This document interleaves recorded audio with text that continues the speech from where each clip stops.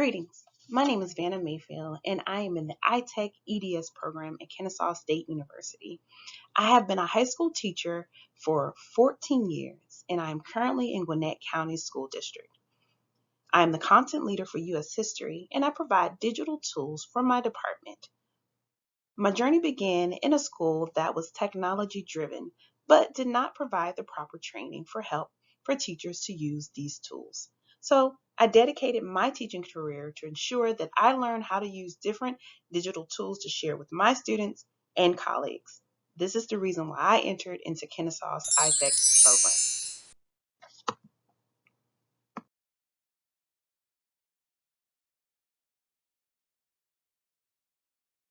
To my capstone.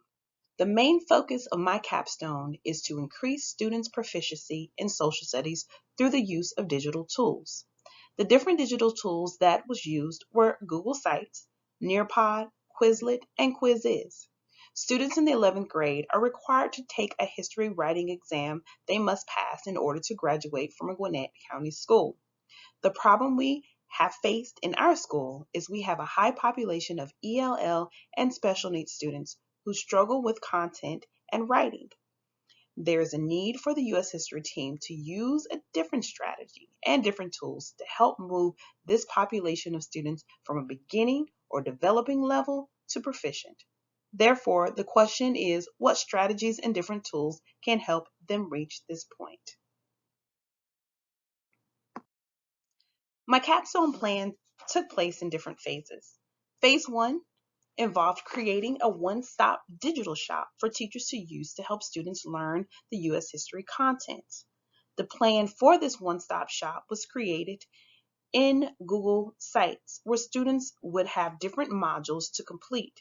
Each modules would have videos embedded, and they would also have the opportunity to click on links that will take them to gamified sites such as GimKit or Quizlet to help them learn vocabulary. During this process, I was able to use the Writing Assessment D2L page or eClass to see what the resources already created. I was also able to contact the assessment coordinator who instructed me that they would be creating a tool or a site for teachers and students that will be available by the end of the summer. Once I had access to the site, I began to study each module to see how we could use this as part of our strategy to help our students improve. There were a couple of missing parts to the site that I was able to add to my site was a way of students to track their progress. So therefore, I spent time creating pre and post tests and checkpoints using the tool Quizzes and other sources that students can use, such as Nearpod for student guided lessons or teacher-led instruction.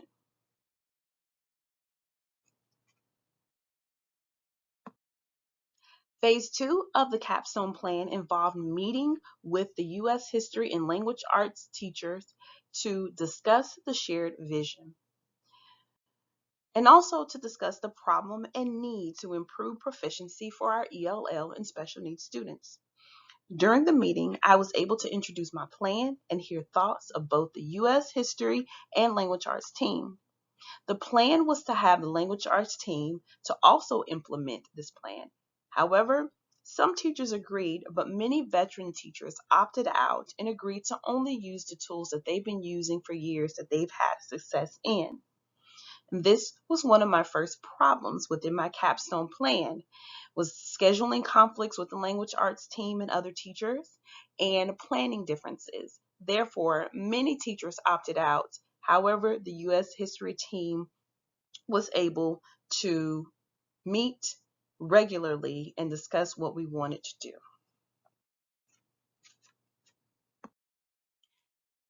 Next is phase three. Phase three involved coaching the U.S. history teachers. At this point, this is where I used information from Jim Knight's Impact Cycle, and I was able to coach several teachers in the U.S. history team and show them different strategies on how to implement the digital tools in their classroom. Once they were able to implement the different digital tools in their classroom, this is where we were able to collect and analyze the data from the pre to the post test. Unit 1 indicated that there was a small increase from the pre to the post test. However, as we continued through the units throughout the semester, we noticed a small gain, especially with our ELL and special needs students. Next was our evaluation plan. How would we evaluate the students to see what they've learned and to see their progress? Our first evaluation happened with our pre and our post test. Our next evaluation came through our mock gateway writing exam, which took place in October. After we completed 3 to 4 units, we were able to create a writing exam using a released gateway prompt on information that students learn in that semester. In this document-based writing exam, students were able to take this exam digitally. And once they took the exam, the teachers scored it and they provided feedback in an Excel sheet. So in the Excel spreadsheet, students were able to see what they needed to improve on from the rubric, and the teachers held student conferences to discuss how they can improve on the knowledge that they learned from that unit. Also, an evaluation plan that I implemented was teacher feedback of the coaching experience, and I'll talk about that a little bit later. My capstone experience and results was very insightful.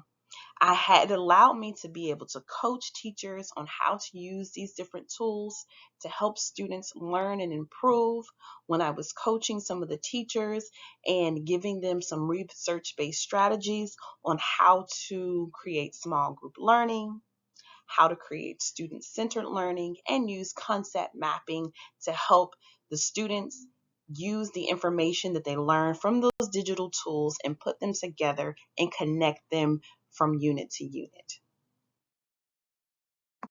Another experience that we had was setting up after school tutorial sessions in the computer lab and the media center. After we received the mock gateway results, we decided to create an after school tutorial to reach those students who did not do so well and to help those ELL and special needs students to improve. We saw that there was vast improvement with the ELL and special needs students when we offered after school tutorials. The ELL and special ed students also expressed that they felt more comfortable working after school. They were able to ask questions and they didn't feel so pressured by their peers to always be right with their answers. And they were able to learn more using those digital tools from the site and from the checkpoint that we provided. Also, through the experience, the data from the post-test and mock exams helped me to see the strengths and the weaknesses of my plan. Toward the end of the capstone, I was able to conduct a survey to get feedback from teachers to see how they felt about the coaching experience. On the survey, there was an option for teachers to write information and feedback on the survey. And this is what they said. Some teachers said I was able to learn how to use strategies that I can use every year. The digital tools were helpful for the students because they could remember the content beyond the units that they learned it in. And they were grateful to learn something that they can share with students and also to help learn and increase their tech skills. And they were proud of the improvement that they saw from their ELL and special needs students. In reflecting on my capstone experience, I realized that implementing this capstone was a very big learning experience from trying to create a one-stop shop for teachers and students.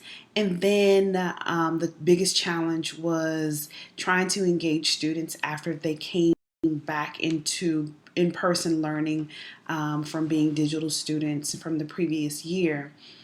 Other challenges that were faced is trying to get all teachers on board. Originally, in my first plan, I had it where language arts teachers and U.S. history teachers will both use the same digital tools to help these students learn, especially our target students, which was the ELL students and special ed students. But with scheduling conflicts, planning differences, and many of the veteran teachers in the language arts department opting out to just use the tools that they already know to teach their students. The U.S. history team was on board with the idea. Many of them were new. Therefore, they needed some digital tools to learn how to help their students. And our biggest target was the ELL and special needs students. And even though there were several challenges, we did see a lot of success through the data from the mock writing exam and all of the post test and checkpoints that we had to give the students. This was a way to gauge to see if they were learning.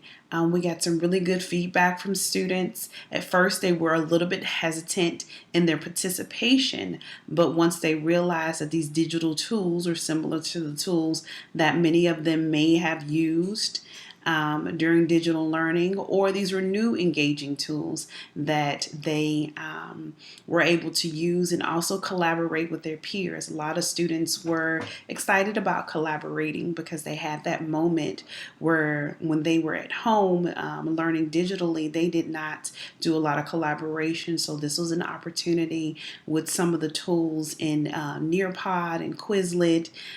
They were able to collaborate with their peers to learn the contents. And as they saw themselves increasing from their pre-test to their post-test in their scores and on the checkpoints, this made them even more excited and even more engaged in learning these tools in order to learn the contents. Just meeting with teachers and discussing the shared vision and coaching with the teachers. This was a great experience. It allowed me to be able to use my playbook and use a lot of the tools that I have learned to help coach these teachers. And they actually have taken this information and they share it with their co-teachers, or they're able to share it with other teachers. So this helped to increase their knowledge and also helped to increase the knowledge of the students as well. But overall, the main goal was to increase digital knowledge. And I was able to do this with this capstone implementation. I was able to increase the digital knowledge of the teachers and the students. And even though we don't have the gateway results, the writing test results back yet, we are hopeful based on the information that we collected from the post test and from the writing mock exam. We believe that we will see a proficiency increase in all of our students, but mainly for our ELL and special ed students.